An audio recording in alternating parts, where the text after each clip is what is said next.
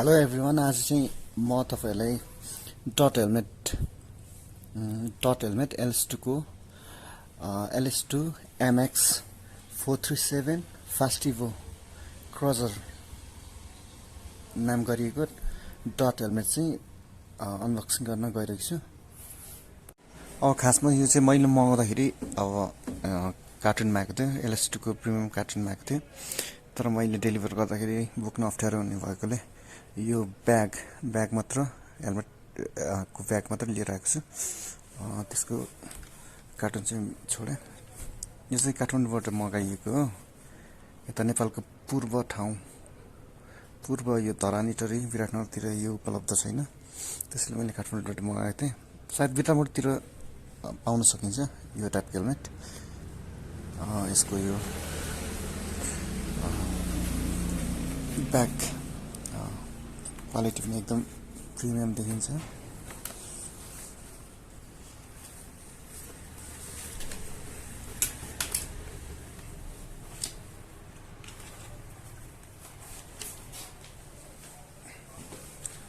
Helmet चाहिँ यो हो, यस्तो छ हेलमेट। माथिबाट यस्तो छ। 11K 11,000 यसको दाम हो। 500 डिस्काउन्ट पाएको त्यसमा पनि। माथिबाट यस्तो देखिन्छ, ग्राफिक्स LS2 लेखेको। साइडबाट यस्तो छ। पछाडिबाट चाहिँ यस्तो छ। यो इसी सर्टिफाइड हेलमेट हो। पछाडिबाट यस्तो छ। यो चाहिँ कालो र रातोबाट मैले मगाएको थिएँ। अब यस कालो रातो मा सेतो अनि नियन ग्रीन कलर पनि छ।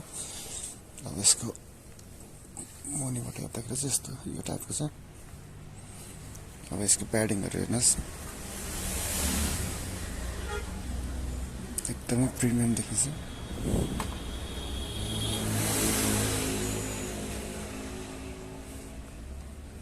एकदम प्रिमियम छ।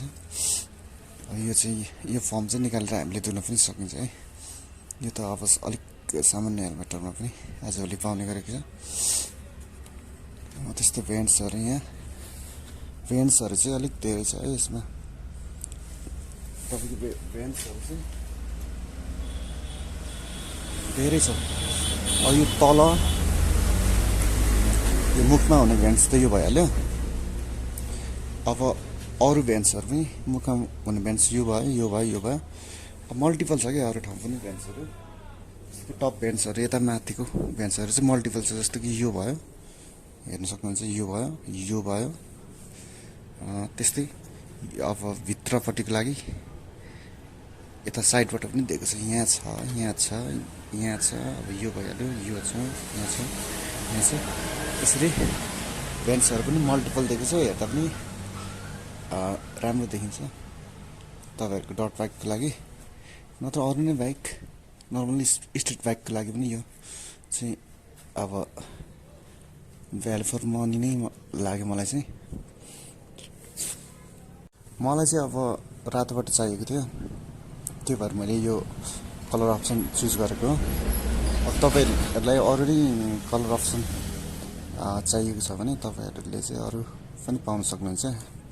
LS2 फास्ट इभो भन्ने चाहिँ यो हेलमेट हो। MX 437 LS2 MX 437 fast इभो। अनि त्यसमा पनि क्रजर भनेर चाहिँ आएको छ है।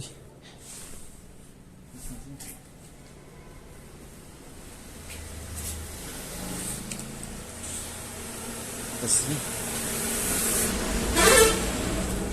यहाँ हेर्न सक्नुहुन्छ। मोडल चाहिँ LS2 MX 437 फास्ट इभो क्रजर। मोडल पनि अब केही फरक हुँदो रहेछ। अब तपाईले चाहिँ अरु नै कलरहरुमा पनि यो हेलमेट लिन सक्नुहुन्छ। मैले हेलमेटको कलर अप्सनहरु र टाइपहरु अब यहाँ तपाईलाई सो गरेको छु, हेर्दिनु होला।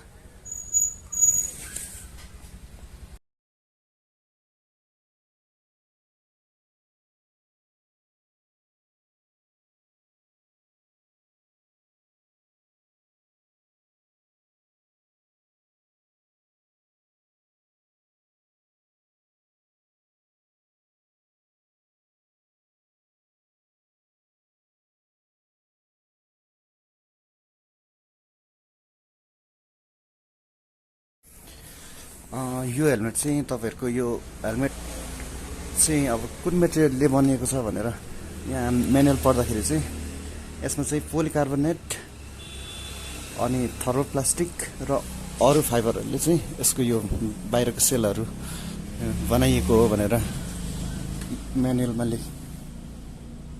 लेखेको पाइयो।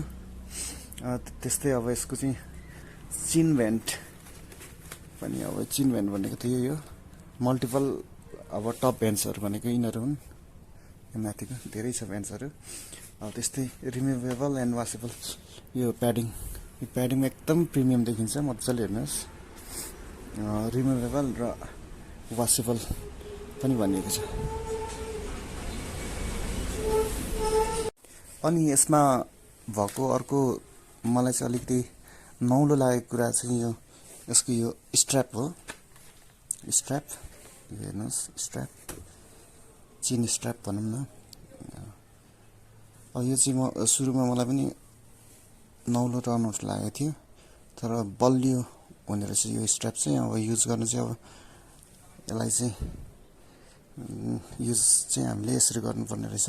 हेर्नु होला, मलाई सुरुमा अब कसरी लाउने भन्ने भएको थियो, तर अहिले चाहिँ यताउता हेरेर युट्युबतिर हेरेर मैले पनि थाहा पाएको छु।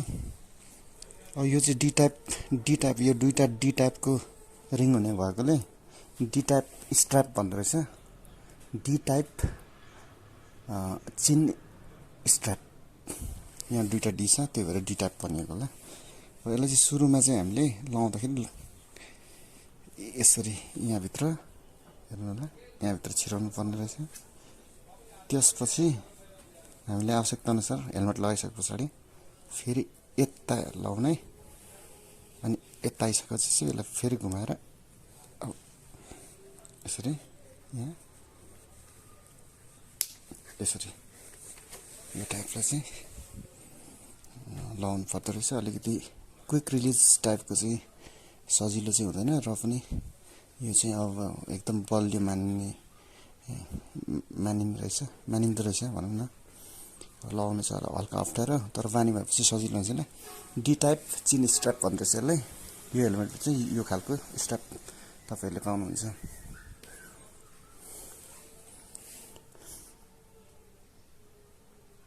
पछाडिको भ्यू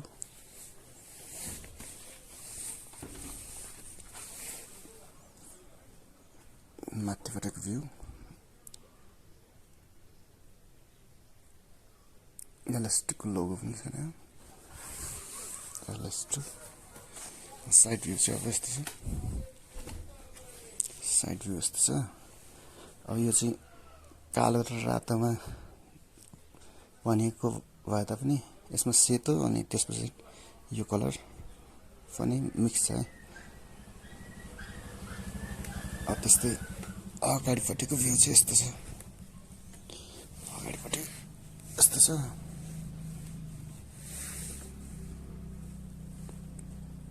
यो अगाडिपट्टिको हस्ते यस्तै अन्य जानकारीमूलक कुराहरू चाहिँ अब हेर्न चाहनुहुन्छ भने जतिसक्दो मैले दिन सक्ने हेर्न चाहनुहुन्छ भने तपाईँहरू हाम्रो YouTube channel math and motor rider subscribe गर्नु होला। Thank you.